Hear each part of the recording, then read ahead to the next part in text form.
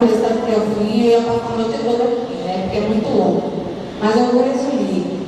Eu tenho um filho chamado Samuel, que o ano retrasado ele se envolveu no tráfico de drogas. E o tempo todo Deus falava que ia tocar nele, ia tocar. Deus começou a falar para mim mesma. Eu comecei a ver ele em cadeira de roda. E eu comecei a dizer a Deus, Deus, o Senhor me deu perfeito, eu não quero sem nenhum membro, Deus. Eu comecei a questionar com Deus. E quando foi agora, no dia 29 de março desse ano, Jesus tocou nele. Teve uma operação lá no bairro, na Boca do Fundo, e deram um tiro de fuzil no tornozelo dele, e ao redor dele tinham várias cápsulas de bala. Um dos sargentos chegava perto de mim e perguntava para mim por que ele não morreu. Ele xingando, né? Por que aquele lá ela não morreu? Ele dizia, por quê? Deus tinha um plano na vida de meu filho. Eram muitas balas assim ao redor dele. Quem via meu filho de longe tinha certeza absoluta que ele estava morto. Mas para a honra e glória do Senhor Jesus, o tiro atravessou o pé. Não era para ele ficar com o pé. Era para ter feito 5 cirurgias, ele só fez 2. Não colocou pratina no pé e ele anda normalmente. Era necessário colocar uma pratina no pé dele para que ele viesse andar mancando, mas não foi necessário, né? Deus não deixou. Mas Deus continuou usando o vaso dizendo que ia tocar, que vai tocar, que ia tocar, né? Eu queria que não ficou de novo. E aí, quarta-feira, a irmã Cátia me convidou para vir aqui na igreja e eu estava precisando de uma resposta do Senhor. E aí Deus começou a usar o pastor para falar comigo, lá em Isaías, foi falando, meu coração foi se derretendo, foi falando, e eu pedi a Deus, eu quero uma resposta do Senhor. Até o momento que o pastor começou a dizer a respeito de uma universitária, a qual ele pregou o evangelho, e ela não deu ouvido do Senhor, e desceu a sepultura. E eu comecei a chorar, eu falei, Deus, o Senhor vai matar. E quando eu cheguei em casa, pastor, eu tornei a pedir uma palavra ao Senhor, e foi testificação, né? Que o filho que não honra meu pai e minha mãe, Deus estava descendo a sepultura. E eu comecei a chorar, porque lá na Boca do Fundo estava cheio de polícia, e era a polícia da choque. Não era mais nem a roda, nem a PM, era a choque. Eu estava ajoelhado, orando, Deus falando, e as palavras do pastor vindo na minha mente. E aí ele chegou em casa, né? Aí eu comecei a falar com ele. Quarta-feira passada foi 11. Só que Deus começou a me tomar. E eu fui orando e falando, até chegar meia-noite. Quando chegou meia-noite, eu agradeci ele, beijei ele. E ele fez 18 anos de idade.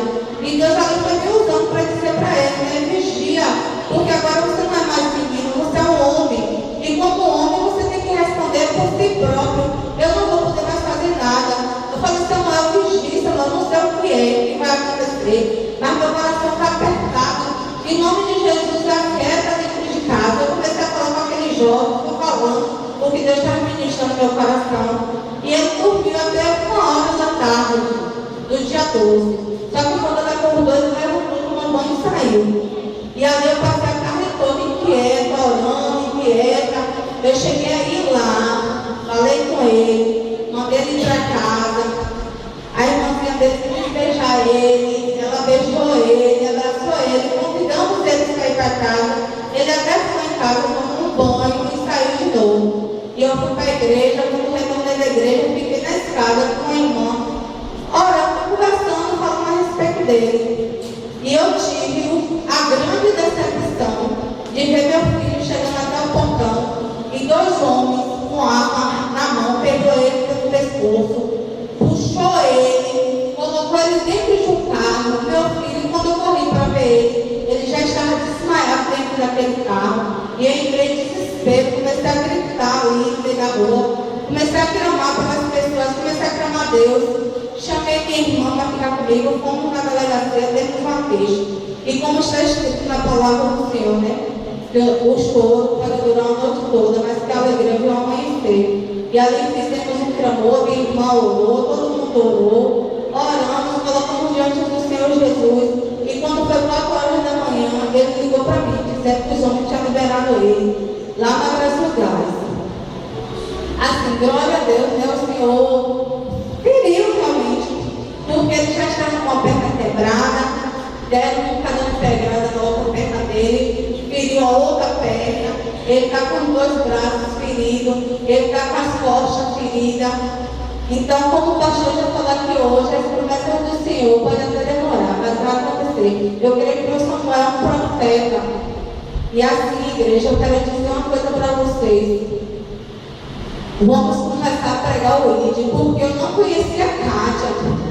Eu conhecia a Ingrid, mas eu nem sabia quem era a Kátia. E naquela quarta-feira, Ingrid falou alguma coisa para a Kátia, e Kátia, o Espírito Santo incomodou Kátia para que eu viesse aqui na igreja. Então ela está fazendo o ID e pregando o Evangelho. E se a gente começar a se levantar e fazer o ID também, pregar o Evangelho, eu creio que tem muitos Samuel por aí que está precisando de oração.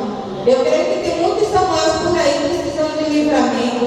Eu creio que tem muitos Samuel por aí que Deus, só porque você está aqui hoje, Deus está fechando a sepultura. Assim como Deus fechou a sepultura do meu Samuel. E eu creio que um dia o meu Samuel vai vir aqui para dar testemunho de quem ele é e de quem ele vai ser, em nome de Jesus. Eu agradeço a minha oportunidade. Que Deus abençoe vocês. Continue usando cada dia mais. E que a igreja está sempre ouvindo. Porque a palavra do Senhor diz que a gente tem que dar honra a quem merece receber honra. Eu poderia não ter lhe conhecido. Eu poderia não ter vindo aqui naquela quarta-feira. Mas Deus mandou, porque o Senhor é o bom pastor. E a palavra do Senhor diz: ai dos pastores que não cuidam das suas ovelhas. E o Senhor tem sido o pastor que está cuidando não só das suas ovelhas,